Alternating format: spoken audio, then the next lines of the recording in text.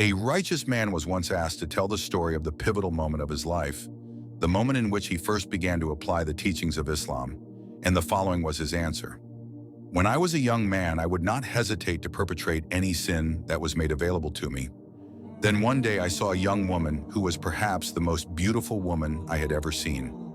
Much tempted by her, I indicated to her that I wanted her to approach me. She seemed nervous, but I thought that she would probably agree to satisfy my sexual desires for money.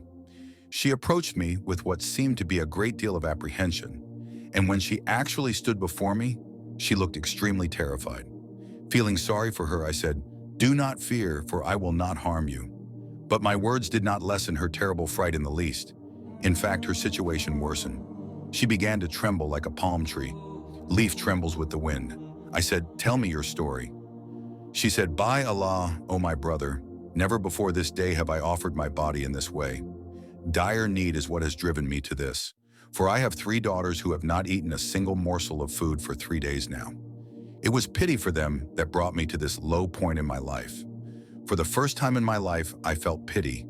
Her story moved me, and I no longer entertained the intention of taking advantage of her. After she told me where she lived, I took a great deal of money, clothing, and food to her house. When I returned to my house, I told my mother what had happened. My mother knew that I had a book in which I would record all of my evil deeds, and so she said to me, "My son, you are a man who has never performed a good deed except for the good deed that you performed today. I know that you have a book in which you record your evil exploits. Go now and write in it your good deed." I stood up, went to my book, opened it, and found that all of its pages were blank, except for the first page on which was written a single line. Indeed, good deeds remove the evil deeds.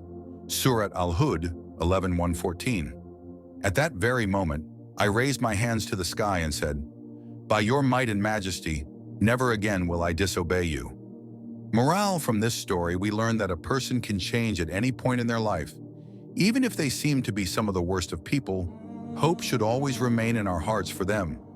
We are also reminded of the blessings of Allah, in which He causes our good deeds to be a cause of removing our past evil deeds, as is mentioned in the hadith of the Prophet Muhammad, may the peace and blessings of Allah be upon him, in which he said, "And follow up a bad deed with a good deed, and it will wipe it out."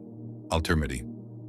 Subhanallah, this story is a powerful reminder that no matter how far we may have strayed, there is always hope for repentance, and Allah's mercy is greater than our sins. One good deed, performed sincerely, can be the turning point in someone's life. As the Quran says, indeed, good deeds remove evil deeds. It's never too late to seek forgiveness and change for the better. If this story has touched your heart, please like, share, and leave a comment saying Alhamdulillah, as a reminder of Allah's infinite mercy. And don't forget to subscribe to our channel for more inspiring stories and lessons that help us grow in our faith. Jazakumullahu khairan for watching. May Allah guide us all to turn back to Him in repentance and perform good deeds that remove our sins. Stay connected with us for more uplifting Islamic content by liking, sharing, and subscribing.